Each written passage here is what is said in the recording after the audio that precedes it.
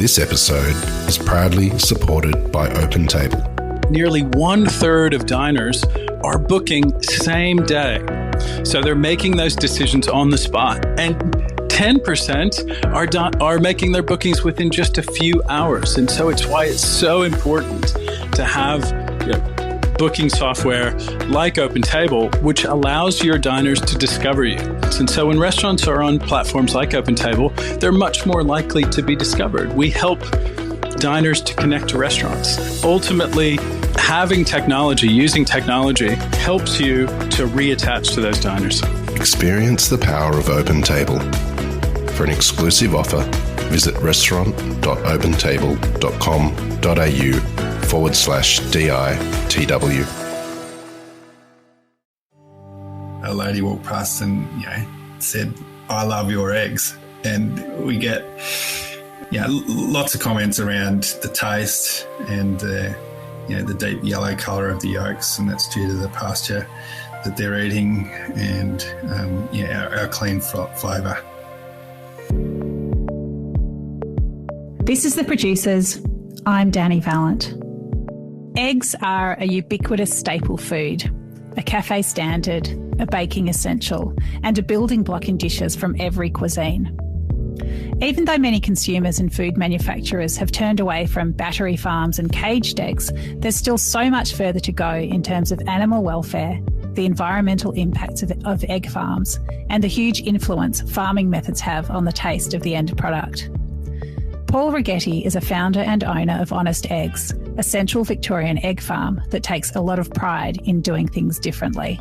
My name's Paul Righetti, and we run a regenerative agricultural farm in central Victoria. Honest Eggs Co is our brand. We grow pasture-fed eggs and cattle and sheep. Our family were settlers from Switzerland in the Hepburn-Dalesford area. They settled in Yandoit, and in the gold rush times, they started dairy farming. They built a butter factory, and they were processing their own milk, plus the milk from lots of local dairies, and then they even exported butter back to Europe. And then they moved on to general farming. They became fairly successful at the butter making and moved into general farming and cattle and sheep mainly in the district. They brought quite a bit of their culture with them. A lot of them did end up farming, but also they were builders and labourers and gold miners as well. So there's still a large legacy of Swiss Italians in the district. We were predominantly cattle and sheep when I grew up, and we lived on the farm here. Dad was managing a couple of farms about 30 kilometres apart, but mainly merino sheep. We spent a lot of time with Dad working. As you know, farming can be long hours and seasonal and all weather conditions, and there was some tough drought periods through our childhood years. So it was, Mum and Dad did a great job raising 5 children, and we spent a lot of time outdoors, either helping down on the farm or playing cricket in the backyard or whatever it was. But we have really fond memories of, I think when you're a child you don't realise, tough times, but you do appreciate them as we've got our own children now, and I often look back on our childhood and appreciate what Mum and Dad did. I guess there was always chickens from a little kid. We have photos of us collecting eggs when we were about 3. Backyard chooks, living off the house scraps and running around the lawn, which is not dissimilar to the way we manage them now. Even though Paul studied and worked in the city, the pull of farming life was strong. When he decided to go back, he knew he wanted to farm in harmony with nature, and the philosophies around regenerative farming were compelling. I always wanted to do it. There wasn't an opportunity when I first left school. The farm wasn't big enough. but I also think it was a really good thing to go off farm and see some of the world and business. And I think I'm a much more grounded business person now as a result of having that experience in Melbourne. I did a business course when I came back to the farm in holistic management, and I just really believed that that was the way to focus our direction. So we run predominantly a grazing business now with different species, but it has holistic values and with a regenerative focus. So ground cover, carbon capture, diversity in pasture species, and it's a low input, chemical free system, just using nature to provide minerals and energy through the grass for our animals. It just made sense to me and our family that this was the way to go, and bringing up children and wanting them to eat healthy food, but also it feels good to farm this way. You feel like you're improving the farm as well. Starting an egg farm was a combination of agricultural philosophy and happenstance. Sometimes school projects get a little bit out of hand. It came about in two ways. We had obviously moved down the holistic path, but and following Joel Salatin with the multi-species operation, but also my daughter hatched some chickens for her local kinder, and the hatchery gave us many more eggs than we thought we would need for the kinder, and we had chickens running around everywhere at home, and obviously grazing grass, and we were giving eggs away to friends and family and parents at school, and everyone was saying how different and awesome they were, and we just thought, well, that's pretty normal, but it's not. And so we thought, well, the two things sort of came together, and we said, well, maybe we can make this an enterprise, and it's another enterprise we could run on the same piece of land that has a synergistic effect with the other enterprises. So you don't need any more land, you just need some more labour, and it provides cash flow itself. Well, it's a lot of hard work actually, but it's enjoyable, and we're really happy with the direction it's taking. And we called ourselves Honest Eggs Co, but because we're quite open about how we farm, and we like to bring people to the farm, show them what we're doing. We often have school groups come through, and we were really surprised by the lack of knowledge out there, especially amongst children. There's a disconnect between where their food comes from and where it's grown, and it's a little bit disturbing actually. So, we love educating kids on good food, and bringing people to farm and showing them how we do it.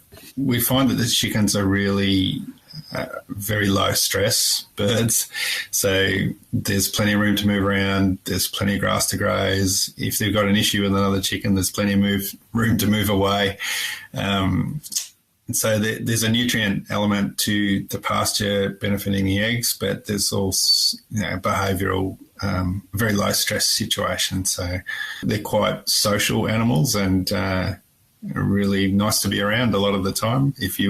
Often when we take our tours to the paddocks, you'll walk out there with a group of people, and then 1,000 birds will come over and say hello and start pecking their shoes and pants, and they're very social birds, and kind of nice to be around.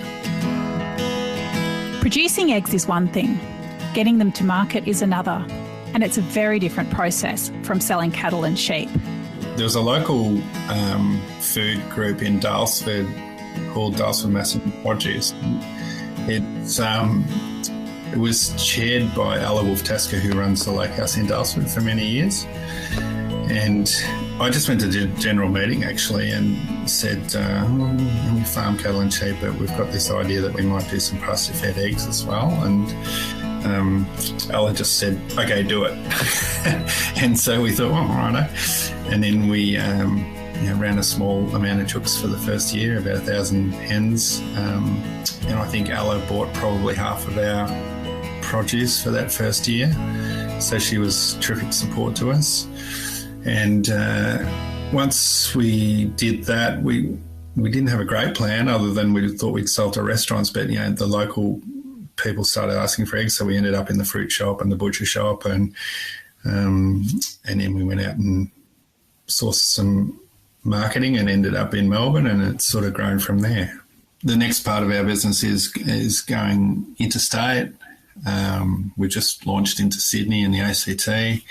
So that's a whole new thing for us. We're thinking more broadly about Australia now and not just Victoria.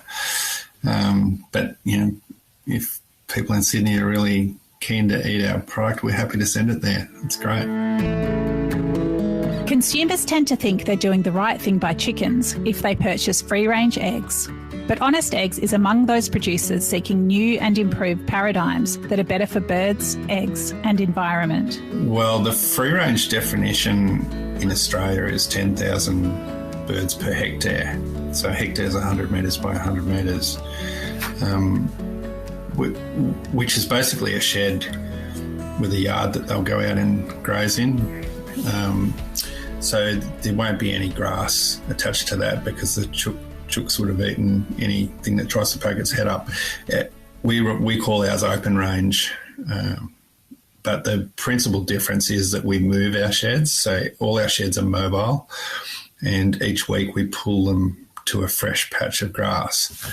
So there's a few reasons for that. One is that you're laying down fertiliser and they're disturbing the ground around the shed. There's high density around the shed because that's where most of the activity is. And then you pull it to a fresh site and it starts to regenerate another piece of the paddock. But also they're getting access to fresh pasture every week. They stay within about 200 metres of the sheds and they roam out from there.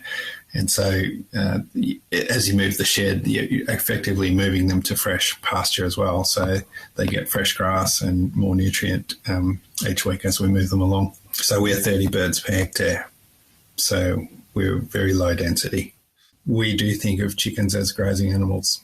They obviously eat a grain diet as well as grazing, but they do graze a lot of fresh grass, and it gives complexity to their diet, which makes them a more nutrient-based egg.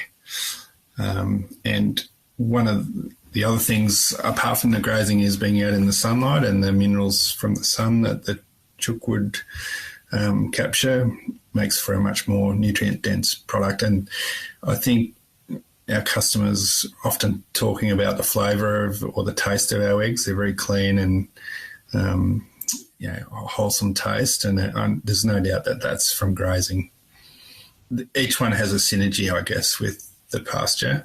So the cattle and the sheep will come through and graze the grass down to a level where the chooks will then go over it and scratch it up and fertilise it. And then as the mobile sheds move along, they're fertilising the paddock naturally. And so then you grow more grass for cattle and sheep to follow up on. So each species, I guess, has its own role to play in growing more nutrition for the next one. So we have an egg collectors on Polaris quad bikes. So a four-wheel side-by-side bike with a trailer on, and because the sheds are spread over quite a vast area of our farm, they'll ride the bike out to the sheds, and then the birds lay in nesting boxes inside the shed, which roll onto a conveyor belt, and then that conveyor belt, the eggs are hand collected off the conveyor belt onto trays, which then come into our fridge and then into our packing shed for packing. Honest egg farmers have some very special assistants protecting their laying birds. Enter the loyal and lovely Maremas. Dogs are an integral part of the poultry business because we don't shut our sheds. So our birds are free to range from dawn to dusk, and they roost in their sheds at night, but we don't close the sheds. So the minute the sun's up in the morning, they're out grazing and right till dark. So the dogs, obviously predator protection, and foxes being the number one predator. So just having a dog live with the shed keeps any foxes away. They have a natural instinct to guard whatever they're growing up with. So a Maremma is the breed we use, and we place them with the chooks when they're a pup, and they just get used to living with that shed, and they get used to having birds stand all over them all day and annoy them, but they bond with them and they protect them for the rest of their life. We have 8 roaming sheds, so each shed has a dog attached to it. Making a product you're proud of is one thing. Hearing from people who enjoy it makes the effort feel even more worthwhile. I guess it's very rewarding when we get the compliments from our customers. That probably has surprised me a little bit, that we get such great reviews and loyal customers that buy our product, and it's very satisfying for us to provide that. The business has grown now to a point where we don't know all of our retailers, well, I don't anyway, on the farm.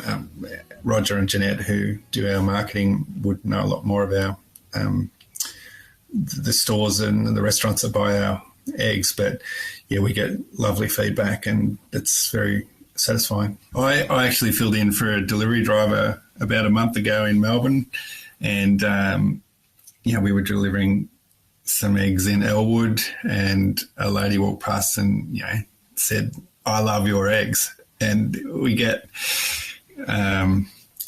lots of comments around the taste and the deep yellow colour of the yolks, and that's due to the pasture that they're eating, and our clean flavour. We seem to be heading in the right direction, and I guess when we get lovely comments through our social media or letters to say how great our produce is, that's great. Farming is never easy. So what is it that gets Paul Righetti up every morning? I really enjoy living in the country. It's quite rewarding running a business that employs local people, and as I said, we're up to 20 odd staff now, so it's challenging and but also rewarding, and we're offering employment to locals whilst growing our own business. And I think both Ian and Kim Garsett are the other partners in our business. We have young families, and just watching our children grow up around the business is quite rewarding. There's a growing wave of good food people out there, and you're seeing more and more in social media now, and I guess it's one of the reasons we called our egg part of our business Honest Eggs Co, is because we're quite open and transparent about how we farm. I don't think you'll see that in industrialised farming, or you certainly won't be able to go on a lot of those farms. But we're quite open about what we do, and we like people to see it because we're proud of it, and we think it's the right way to farm. So I think it's shooting for optimum rather than maximum, and optimum not only means from a profitability point of view, but from a landscape point of view and a people point of view as well. It's certainly changed our life, and we knew our general manager, Roger Boyd. I think when he came on board, he said this is a life-changing business, and it certainly has been, and continues to be. Eggs are on everyone's shopping list. But the more you know about what goes into creating a great egg from happy chickens, it makes it easier to spend that little bit extra and get a product like Honest Eggs.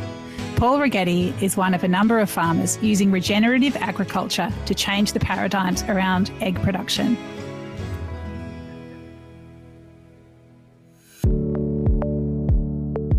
This is The Producers, a Deep in the Weeds production. I'm Anthony Huckstep.